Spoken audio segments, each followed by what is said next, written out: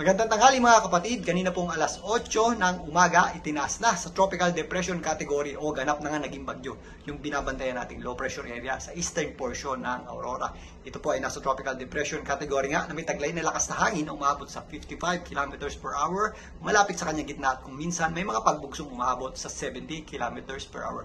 Ito po ay nabigyan ng local name na Isang. Ang bagyong Isang po ay agad din naglandfall kanina ang alas 10 ng umaga, dyan po sa may area ng Kasiguran sa may Aurora. Ang malaking bahagi po ng Northern Luzon, kasama na po dyan ng Extreme Northern Luzon at ito pong itaas na bahagi ng Central Luzon, nakataas po dyan ng Tropical Cyclone Wind Signal number 1 ng Pag-asa. Maliban po sa mga posibleng mga pabugso-bugsong hangin na maaaring idulot ng bagyong Isang, malawakan din po ang ating pag-ulan. Dulot ng direktang epekto nito pong bagyong Isang at ng habagat o southwest monsoon. Kung mapapansin nyo, itong ating satellite image, malawak po ang ating mga kaulapan, particularly dito sa Central Luzon.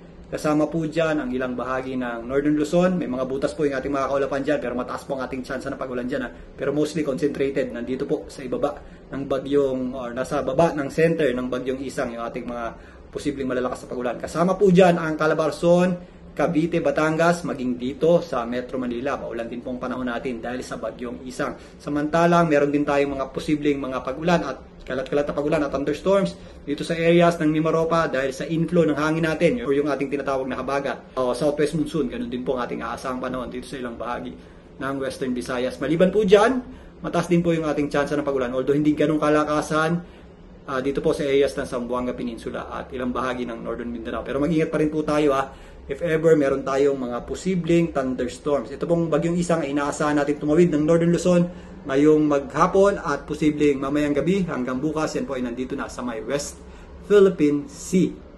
Maliban dito sa bagyong Isang, meron tayong panibagong binabantayang low pressure area dito po sa labas ng ating Philippine Area of Responsibility. By Sunday, yung kanyang trough or extension ay aabot naman dito sa eastern portion ng Mindanao. Mamaya tabayanan po ang iba pang detalye para dito sa dalawang binabantayan nating sama ng panahon at sa ating habagat sa Frontline Pilipinas. Muli ako po ang inyong weather dito. Lagi may panahon para sa inyo.